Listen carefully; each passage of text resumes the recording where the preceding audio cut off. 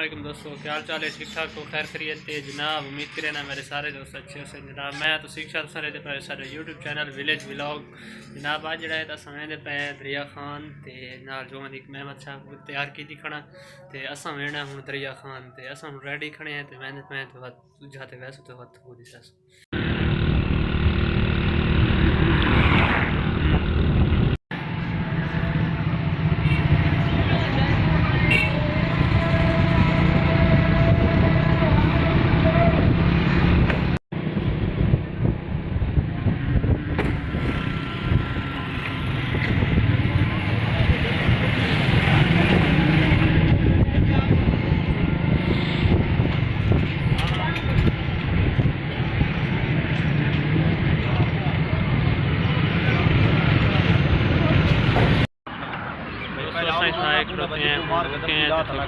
ठंड का मौसम है समोसे गिदे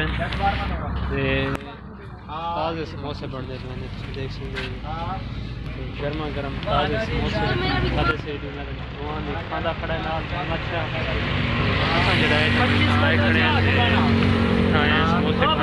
ठंड का मौसम है बड़ा ही मज़ेदार सर्दी का मौसम है खड़े गर्मा गर्म पकौड़े